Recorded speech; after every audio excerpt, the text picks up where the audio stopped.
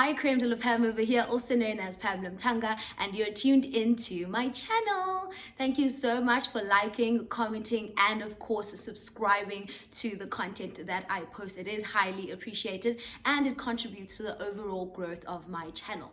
Today, as you can see from the title of the video, we're talking about being a freelancer and all the hardships that you face when it comes to getting payments made and how you can maneuver around those.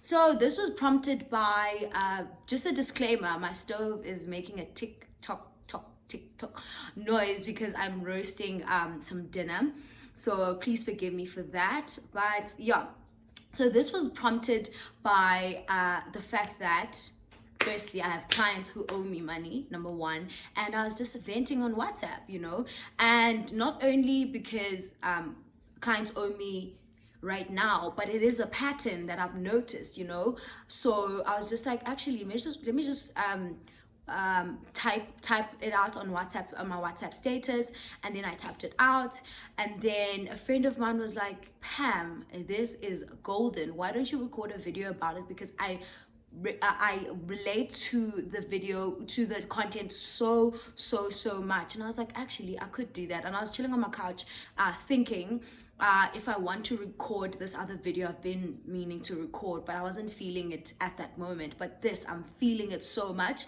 because I'm still angry. I'm not angry, but I'm mad.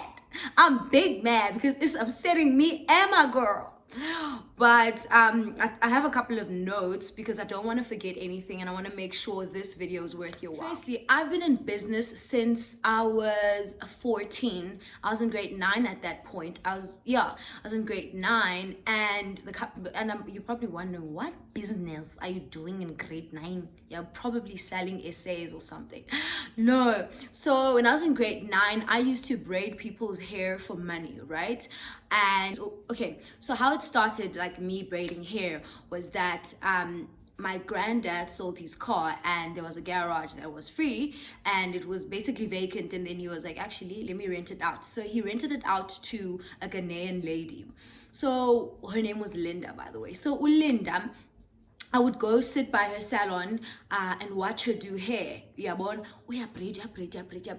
like, this is so fascinating, I would sit there the whole day sometimes, even after school I'd sit, or the weekends, and it got to the point where I started helping out, when you're braiding at the salon and then there's someone else who's finishing off, and I became that person who was finishing off, and then when I was in grade 9, I called my neighbor at that point. I was like, no babalo is yay, guys. I remember at that point there was zigzag, there was forks, I had there was a lot happening on her head. But what I could see at that point, I was like, I can actually do this. I'm actually able, I do have the skill, but maybe I shouldn't be putting forks and zigzags all at the same time, but I think I've got the skill, so at that point I was like, you know what, I could actually monetize this, and then I started charging $20 to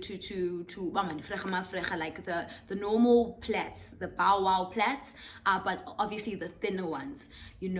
What I noticed at that point was that because I was younger, people would then be like, I'd do someone's hair, and then after they'd be like, no, I'll pay you next weekend, or I'll pay you on payday. I'm like, but you ain't tell me before, So it got to the point where people were like, you know what, and tell me prior, like, I am not gonna pay you right now, I'm gonna pay you at the end of the month, can you braid me? And at that point you can't even say no because they've cornered you there, even if like because sometimes I would commit to doing someone's hair because I know I have like a financial commitment. Although when I was younger, obviously my financial commitment were as big as I was, but they were big to me, So I'd have a financial commitment, and I was like, okay, let me braid this person an account. Man, okay, it's about 20 rand is 4, 1, 2, 3, 4, and I'll make enough money to do this or do that.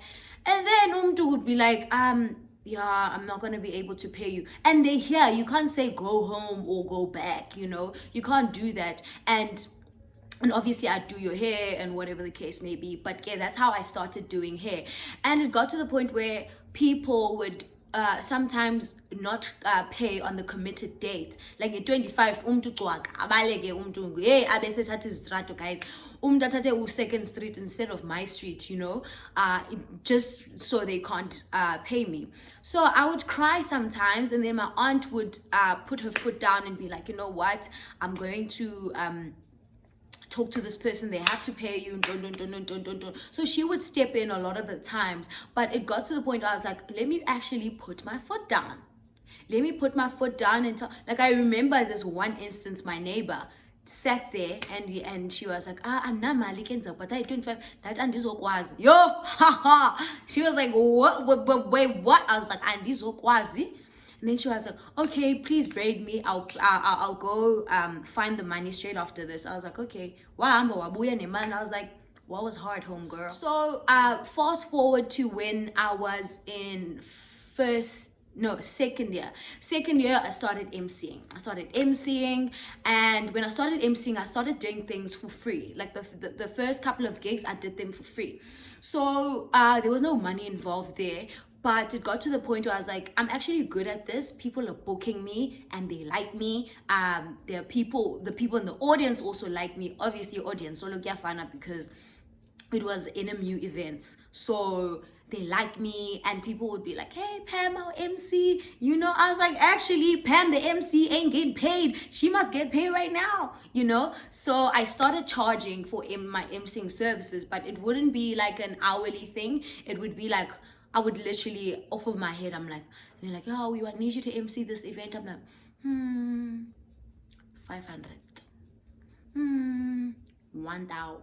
And that invoice, it's just like, hey, it's $500, pay me now, banking details. It was like so informal, but I also quite enjoyed it, you know. But now I remember doing an event for NMU School of Accounting. They still owe me $500. Y'all niggas better pay up. I did an event for NMU School of Accounting. The first year I did the event, I did it for free. So I was emceeing a women in business seminar, and the guest speakers were quite like high profile people. It was the Businesswoman of the Year 2015-2016. Her name was Nosipho Damasane, and it had a couple of people within a number of societies that are really, really huge, like Abasa, NMU School of Accounting, like really big people within that space. So, you know, I was the girl, you know what I'm saying? So the next year I charged them. So now they basically they paid me and Max, because I was emceeing with Max, $500 each. We were like, no, you owe us 1,000 each. So you better pay Appy 500 zetu. So that is why they owe me $500 now. But what I'm trying to emphasize is that you perform and do what you have to do, but after, people are just going to play they play hide and seek. But what really helped me when I was in varsity is that I was still doing hair, and it was going quite well. And because I was dealing with students have money. Students don't have this nonsense. You know. So it was really going well, and the reason why I decided, you know what, let me carry on with upbraiding people is because it was making me enough money, and it was more sustainable than the emceeing, because there's like event season and there's like downtime for event season. So that is why the braiding was very important to me. Fast forward to now, it doesn't change, guys. That's what I'm trying to tell you. It doesn't change. You still face problems where big brands, and you tend to get brands. I'm not even talking about small brands. I'm talking about big brands that won't pay you your money on time, you know. And for me, it is quite frustrating to be a small business or an individual right now, especially during this global pandemic, because every industry is taking a huge smack, but especially my industry, which is like performing arts or whatever the case may be, because there are no events to perform on or at.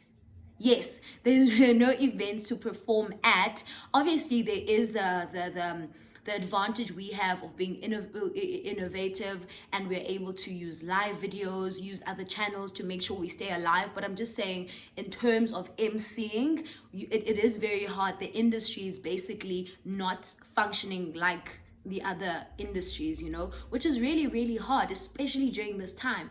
And you get clients that won't pay you. Guys, we have debit orders, we have things that we need to pay for, we have our lifestyles that we need to keep afloat, but there will be businesses that won't pay you. Okay, so now what tips do I give you based on my experience? I'm going to read them off of my phone because, yeah. 1, don't let your attachment to the brand make you discard your processes, which is what I was speaking about just now. I have a 50% policy prior to the event, you know, and other brands or people, individuals have a 50% what do you call this, deposit policy to even secure the booking. I don't have that. For me, if you're saying I'm booking you for this day, it's a booking, and then 3 days prior I need 50% to ensure that I can go buy clothes. I can do that, because at the end of the day, I'm the kind of person, if I'm emceeing your event, I want to look snatched. You know what I'm saying? I am not a funny MC. I can't pretend to be funny. So I sell myself as that girl who'll show up glammed up and do a good job. That is my brand. That is what I sell, you know. So if you're going to give me your 50% 3 days before the event, it means I have money to go and buy clothes. Hair, nails, do everything I need to do to ensure that I look proper for your event. So what I'm saying is, don't discard your processes because of your attachment to a brand or the client themselves. Because at the end of the day, if you feel like, oh, the client is your friend, whatever the case may be, you want to trust them and you want to then discard your process and be like, oh, it's fine, you can pay me tomorrow after the event or whatever the case may be. Cheer up, umdase. If payments aren't made in time, tough decisions have to be made. You have to be willing to be like, okay, cool, you couldn't help me. Let me reach out to the person above you or to your colleagues or to a person within that company that could advise what exactly should I do next, because I've tried everything. I've tried emailing you, SMSing you, calling you, WhatsApping you in order for you to give me at least a communication to say your payment is coming or whatever the case may be. But if you're not communicating with me, you have to be able to say, you as the individual who has the business, you have to be able to say, you know what, let me take this tough decision of calling the person above you. I say it's a tough decision because at the end of the day, that creates like a sour relationship with you and the person you've been dealing with, because they feel like, Haibo, how could Upam speak to so-and-so about this, and don't. They feel betrayed, you know. Sometimes you will be dealing with childish clients who feel like, she called so-and-so, I ain't working with her again.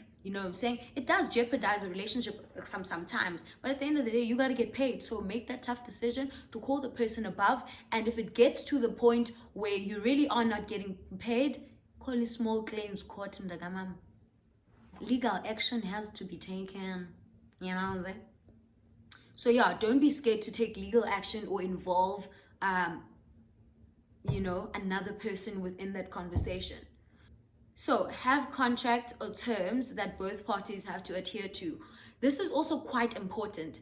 Like now, I don't have a contract, which is really detrimental at times, like right now, because there are a couple of brands that owe me, but at the end of the day, I can't do anything to them because my payment terms say, yes, pay 50% 3 days prior, but it doesn't say if you don't pay that 50%, this is what's going to happen. This is what's going to happen. This is what's going to happen. You'll be required to pay 50% more every day or whatever the case may be. You need a proper contract that outlines everything.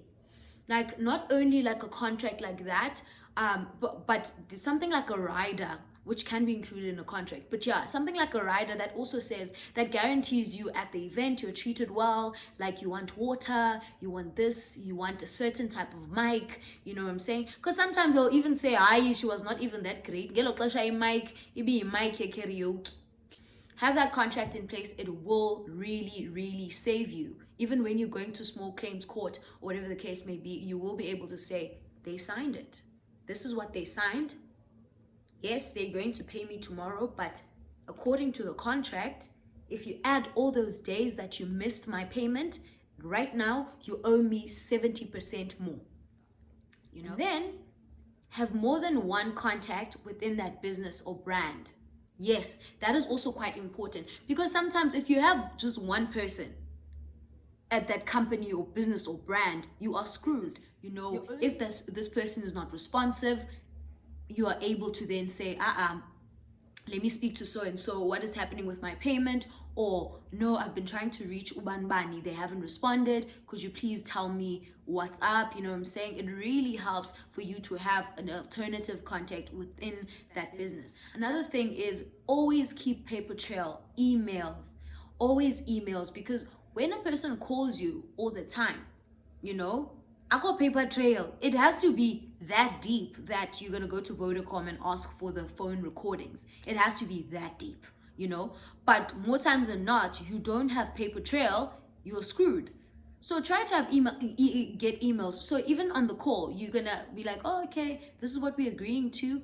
Perfect. Could you please email me everything you've said? Or you can take it upon yourself to say, as per our telephonic conversation, this is what was said on the 7th of December. I'm expecting my money. You said, you know, so it doesn't become a he said, who she said, you know what I'm saying? You know, it doesn't become a no, it's who's and whose fault, you know what I'm saying? So make sure you have emails in place. And another thing, which I really advise that you do, is that you must know your worth. Don't beg for a gig. They need you. They came to you. They came to you because they trust you. You are dope. Trust in your dopeness. Trust that you are you and there's no one else who is you, and that is what makes you different, and that is what will bring the flavor to the table or to the event or to the party, you know? So don't you ever feel like, no, if I don't take this business or this gig like this right now, I'm going to lose out on a really big gig or whatever the case may be. Just make sure people adhere to your terms. They have to be in agreement with them. If they don't, they can take their gigs and go. And you know what? What separates good clients from bad clients is not how fast or how quickly the payments are made. You know, it's not how fast they're made. It is about communication, and not just any type of communication. It's communication of progress and process. They have to respect you enough to say, hey Pam, your payment, so sorry for your payment. It is delayed because finance had a problem generating a PO because Uzbekanyeshe was not around, you know? So-and-so was not around, which is our MD or whatever the case may be. So we had a bit of a problem processing the payment. However, this is what's happening right now. It's with finance, and straight after finance, it will go to this, that, and then we'll go back to you. You have to sign something, and then we'll be able to make the payment to you. You need that communication because it shows that, one, they respect you and they respect your work. You know, for me, it sometimes gets to the point where I'm like, I'm going to take a nonchalant approach when it comes to my payment right now. Like, if it comes, it comes. If it doesn't, it doesn't, you know? It gets so frustrating that you get to that point. No matter how much you need that money, it gets to that point where you're like, in fact, it's fine. Even if I do. Guys, I'm not even talking about 5K or small money. I'm talking about real money. Obviously, real money really is relative to me, you know, but like I'm talking about real money. But it's like you chase so much where you feel like you don't want drama, and people are not treating your payments with urgency. Then it's fine. Like, it's okay. It's not okay, but you feel like nzautini, you know, and it is unfortunate that when it comes to the influencer work that I do, guys, okay, you guys know this. I manage influencer campaigns for brands, right? That is why when it comes to influencer stuff, I'm not like too big on it, because I'm like the girl who likes being in the background. I like managing the campaigns. That's what I enjoy doing.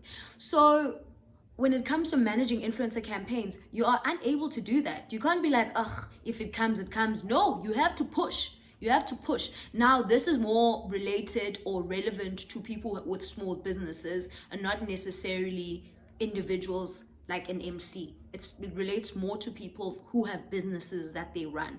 So when it comes to me being the influencer manager, influencer campaign manager, it's a bit harder. It's a bit harder. You can't be like, I have to sit back. If it comes, it comes. I can't have that nonchalant approach, because we must remember there are people on my payroll. I need to pay a couple of influencers who use their data, their airtime, and their time to make sure the campaign trends. They reach maximum engagement. The brand is happy. The brand is amazing. Everybody is talking about the campaign. Oh my gosh, it's amazing. Game changer. But when it's time to pay those people who made you look good, it's a problem.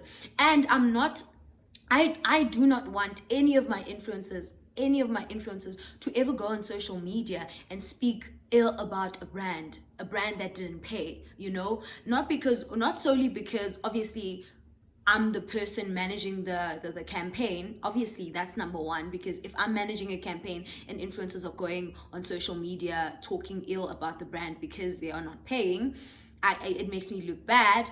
But I don't want my influencers to ever get that blacklist mark as those dramatic influencers. You don't use Ubanbani because if you don't pay her in time, she will go and rant on social media. I don't want my influencers to get that bad name because of a campaign that I manage. So I try by all means to make sure that I manage that communication and try by all means and get updates. It's very important for you as a small business. If you have people on your payroll and you have given them payment terms, let's say for 30 days, you have to make sure that payment is made within 30 days. And if it cannot be made within 30 days, which is something that is beyond your control, you have to communicate with your people. As I said, it doesn't make you a bad client to pay late. It makes you a bad client to not communicate.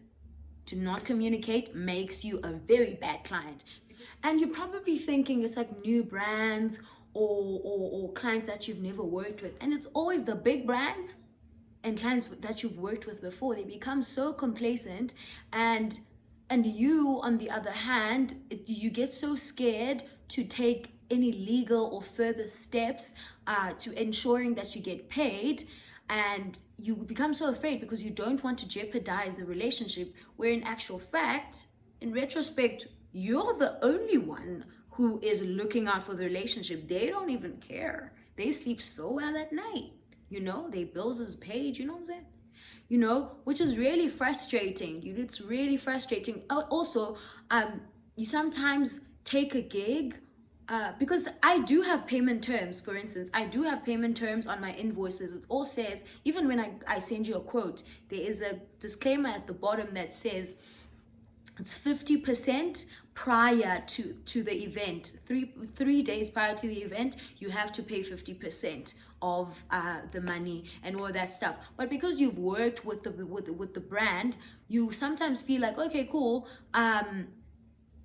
even if it's not paid, you're gonna work and you trust them. You're even on their payroll, so it's like, whatever, I will be paid.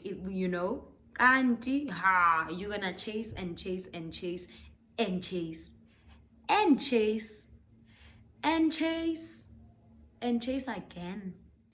So a lot of people often ask me, why don't you get yourself a manager and they're gonna deal with everything?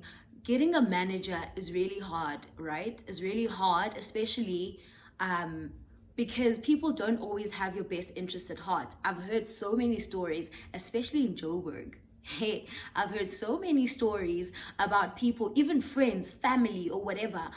that they go into business together, and a person, you're gonna say, for argument's sake, you charge 20k for 5 hours, for instance. If you charge 20k for 5 hours, umntu aske ucharger client 40k, and then 40k ingene kuye, and then they're gonna send you, firstly bazodeduct tax kuwe, and then ifike kuwe say 15k. Like, they do that.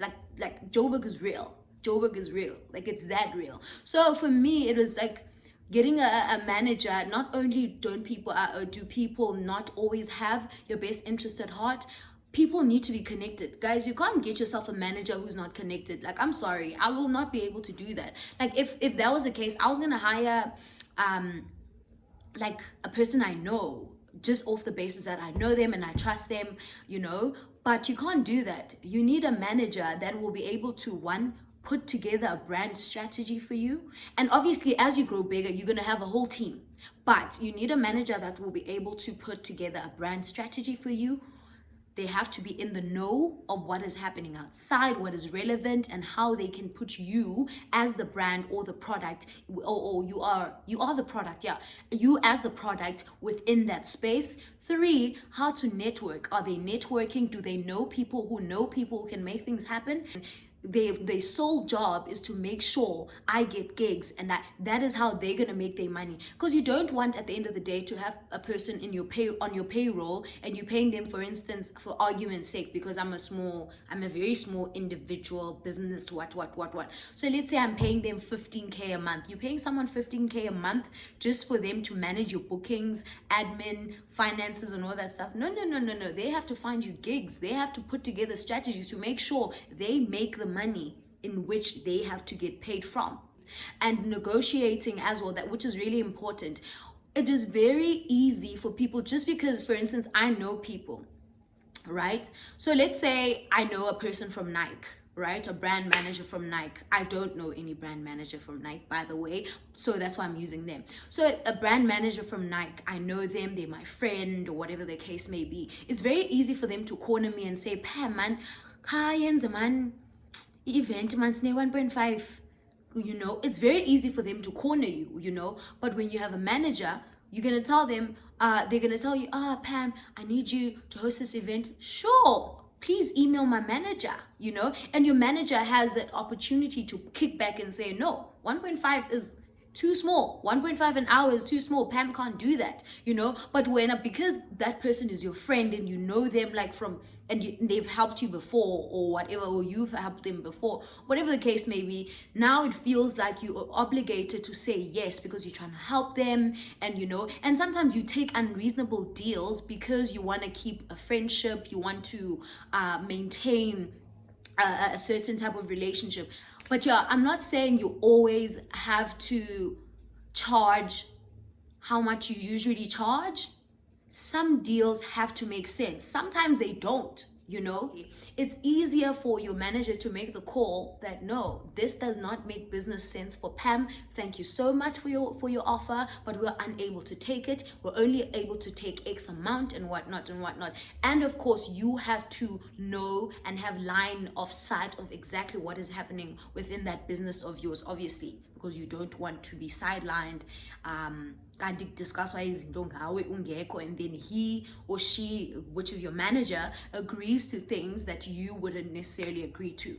Yeah, but thank you so much for watching this video, and I hope it was insightful. And if you have any more advice, if you have any more advice, please by all means put it in the comment section, and someone else might read it and be inspired, or I will make use of it, you know. Thank you so much, and I'll see you in the next video.